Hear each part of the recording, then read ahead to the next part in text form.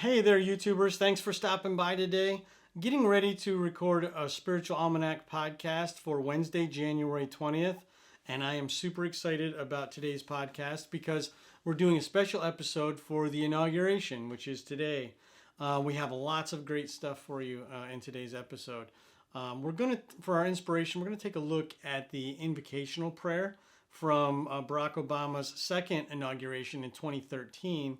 It's a prayer that was delivered by a woman named Myrlie Evers-Williams. Not sure if you're familiar with her or not, but she's the widow of Medgar Evers, a civil rights leader who was slain in the 60s. We're also going to be taking a closer look at Joe Biden and Kamala Harris's backgrounds and just the role that religion has played in their lives as well as their faith journey and how that informs, the people that they are and the decisions they make.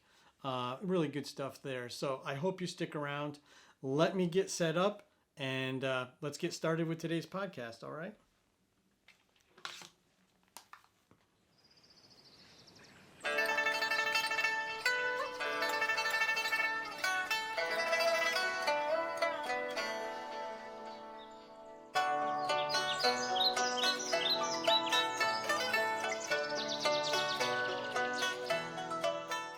It's Wednesday, January 20th, 2021.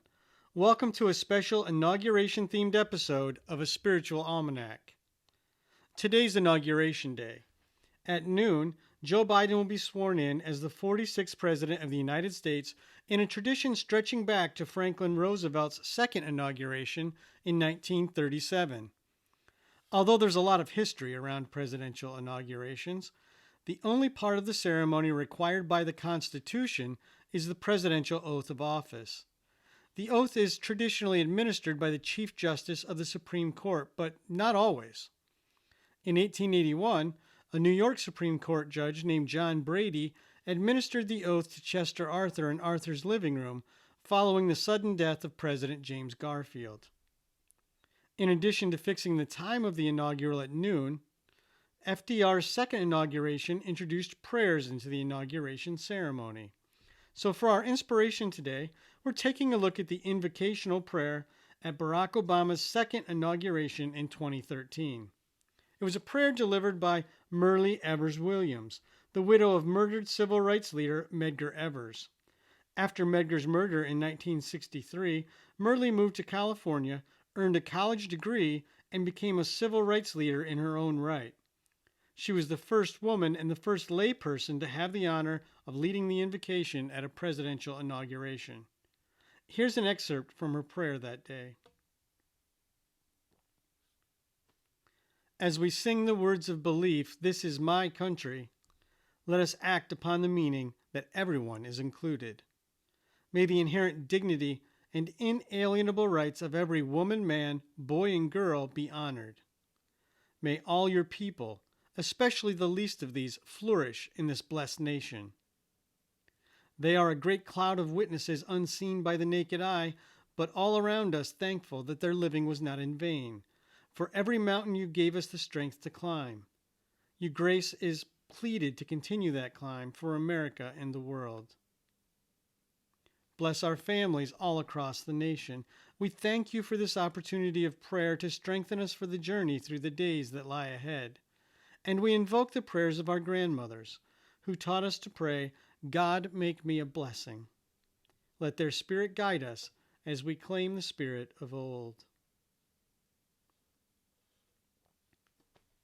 Some more spiritual nuggets on this inauguration day. Joe Biden's road to the presidency has been a long one. He was born in 1942 in Scranton, Pennsylvania, to a middle-class Irish family. 30 years later, he was elected the junior senator from Delaware, but before he was sworn in, his wife and daughter were killed in a car accident while Christmas shopping. His two sons were seriously injured in the crash, and Biden initially considered resigning to take care of them. But he was talked out of it by the Senate Majority Leader and was reelected 6 times. When Biden takes the oath of office, a Catholic will occupy the White House for only the second time in history. Biden attends Mass every Sunday and carries his son Beau's rosary in his pocket. but more importantly, his faith fundamentally influences the way he views the world. In August, he said, "Like so many people, my faith has been the bedrock foundation of my life. It's provided me comfort in moments of loss and tragedy. It's kept me grounded and humbled in times of triumph and joy.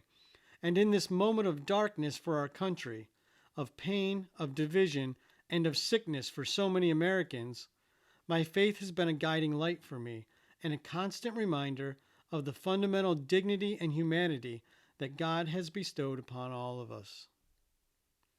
In addition to being the first woman and first person of color to hold the vice presidency, Kamala Harris will also break new religious ground when she's sworn in today.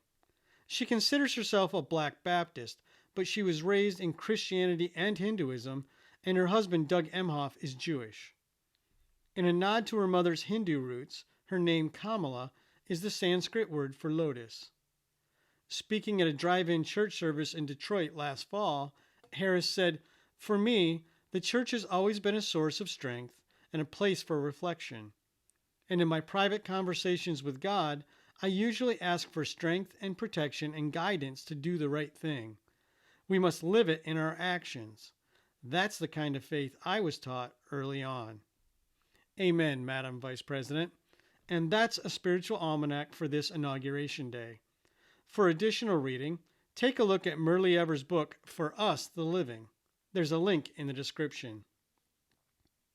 A Spiritual Almanac is a production of Granola Soul. You can find a text version of today's episode, the excerpt from Myrlie Evers-Williams' inaugural invocation, and other resources at our website, granolasoul.com. Be kind, take care of each other, and I'll see you tomorrow.